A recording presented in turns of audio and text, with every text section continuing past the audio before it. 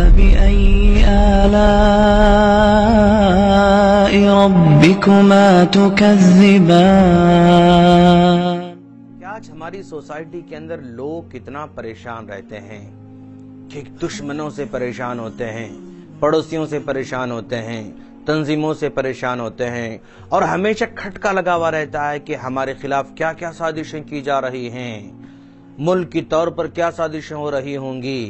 اور state level کیا سازشیں ہو رہی ہوں گی، مختلف تنظیمیں کیا سازشیں کر رہی ہوں گی۔ تو گویا ہم ساری دنیا کے اندر ایک عجیب سی کشمکش میں جی رہے ہیں کہ دوسروں کی سازشوں سے ہم پریشان ہو جا رہے ہیں اور دوسروں کے پلاننگ سے ہم پریشان ہو جا رہے ہیں۔ تو آئیے ان تمام کی تمام پریشانیوں کا حل ایک چیز میں اللہ تبارک و تعالی نے بتا رکھا ہے۔ اللہ تعالیٰ فرماتا ہے وَإِن تَصْبِرُوا وَتَتَّقُوا لَا يَضُرُّكُمْ كَيْدُهُمْ شَيْئًا، اگر تم صبر کرنے والے بنو گے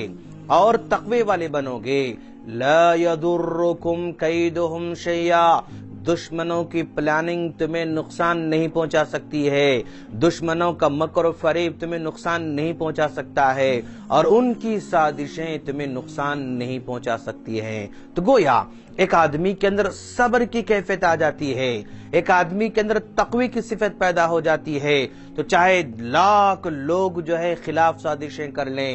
رشتہ دار سازشیں کر لیں، پڑوسی جو ہے سازشیں کر لیں، دشمن سازشیں کر لے، کوئی بھی سازش کر لے، اس کی سازش کو اللہ تعالیٰ کامیاب ہونے نہیں دے گا۔ دوسروں کی سازشوں سے بچنا چاہتے ہیں، مکر و فریب سے بچنا چاہتے ہیں، دھوکے سے بچنا چاہتے ہیں، نقصان سے بچنا چاہتے ہیں، تو آپ کے اندر دو چیزیں پیدا کرنا پڑے گا، ایک صبر کی صفت پیدا کرنا پڑے گا اور ایک تقوی کی صفت پیدا کرنا پڑے گا۔ اگر یہ صفتیں پیدا ہو جائیں گی تو اللہ تعالیٰ ان تمام کے مکر و فریب سے ہمیں محفوظ رکھے گا۔ ہم اللہ تعالیٰ سے دعا کرتے ہیں کہ باری تعالیٰ تو ہم تمام کو ہر قسم کی سازشوں سے محفوظ رکھنا، آمین۔